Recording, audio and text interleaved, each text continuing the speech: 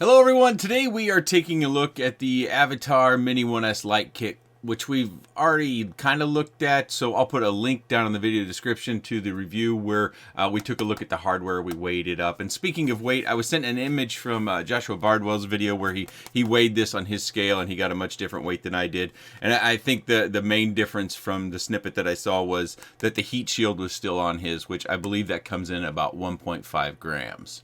Of course, remember that the heat shield not being on the Mini 1S VTX is only allowed or recommended or warranty enabled by Caddx if it's on this specific new version.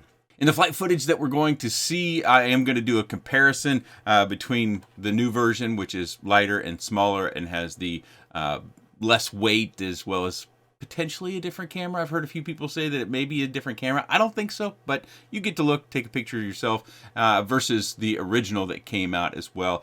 Before we get into it, because it's all going to go fairly quick, during the flight footage when I go downstairs, I think one thing that's interesting to note is how it changes to kind of a sepia tone when I get downstairs and I kind of go behind the couch and around that We Bleed FPV cube, the lit up LED cube. You'll notice the white tone kind of changes to a sepia tone. And it does that with both cameras, so it seems to be consistent in that manner. But let's go forward and take a look at what the image looks like with this new 1S Mini Lite kit.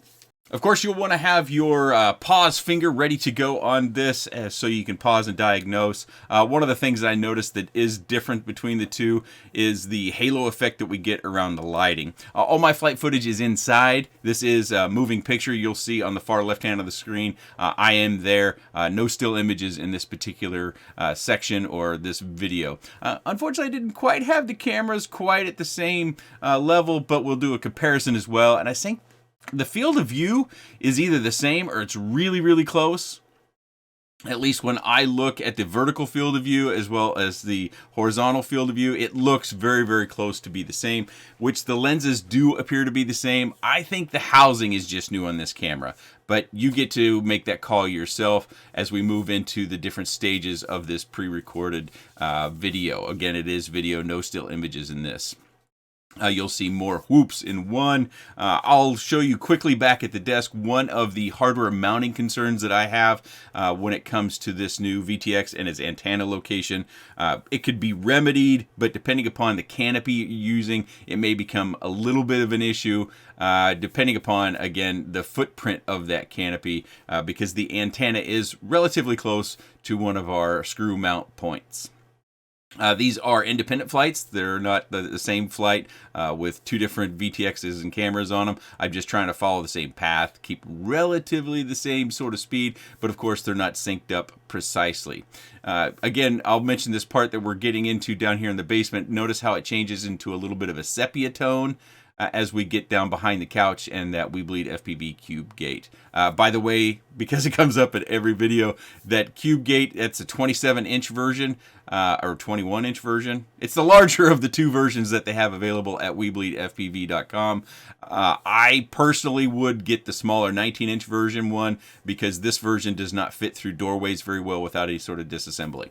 But I'll link that down in the video description below if you'd like to take a look. They are expensive. So that was pretty quick. I wanted to keep it brief, so you may want to go back and rewatch and maybe play it back at a slower speed so you can really diagnose the image. I think it's the same, but you know, that's why I show everything. That way you can make your own diagnosis. Let's get down to the desk. I want to show you one quick note about the mounting or hardware building of this thing. So part of the reason why I did not get the camera angle just right is probably because I had to raise this canopy up just a touch.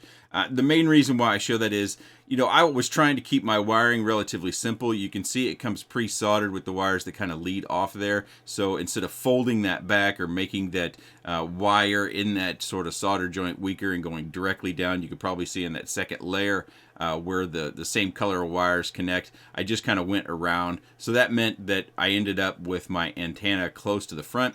And if you do that, the footprint on the antenna being close, at least on this canopy, which is the Crux 3, I believe. There's two different canopies. There's one that has these detents on the side.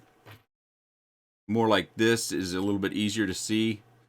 And then there's another one that has a much less detent. So this has the detent that's more dramatic, and I believe that's the Crux 3. This one is less, but I can't remember exactly what this one's called. So hopefully in the images that you see online, you'll be able to tell the difference by how much that screw kind of goes in. If you kind of look, this is a much larger screw on this side, but the detent that it goes in around the canopy is much greater. Of course, the design is generally the same. I did make a hole in the back of this one with my soldering iron. So I had to raise this up in order to be able to clear my antenna. I didn't want this coming down on antenna. It's very, very close. I used kind of the smallest piece that I could find in order to get that raised up enough to clear my antenna, so when I do have crashes that it's not hammering down on the antenna, because if you try to repair those, it can be tedious to really something that we can't get done. Also, something I'll remind you of when it comes to these builds, I try to use lighter props like this. They can be tenuous. You'll see on this build I have 1102 motors. I just kind of prefer on 2S whoops. Both of these are 2S. I prefer the prop control of an 1102 motor. That raises the prop up enough, this particular prop.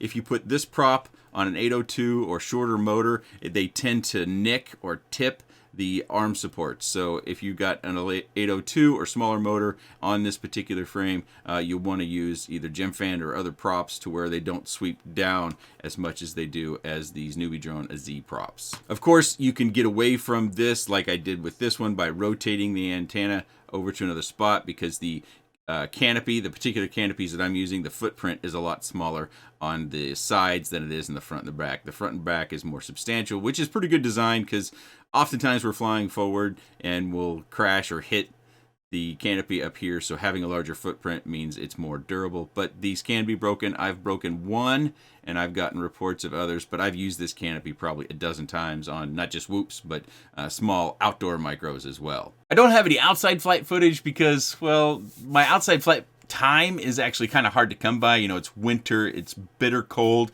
I had a couple days that were pretty reasonable, so I spent most, if not, well, I spent all of that time testing some new goggles that are coming to market fairly soon, and there's a number of people that have those, so I wanted to commit to testing those out and updating the firmware on those goggles. It's the HD0 goggles. It's no secret, but so when I had those reasonable days where it was in the mid-30s, I spent all my time flying HD0 and analog outside during that period of time. So I don't have any outside flight footage of the Mini 1S Lite that just came to market. But if that's important to you, let me know, and I will patiently wait for my weather to get to where it's back to reasonable, because right now it's terrible. If you're not following the weather here in the Midwest, we're under some sort of major booming storm to where the winds are either high now or they're going to be high, and our temperatures are way down. So negative feels like temperatures.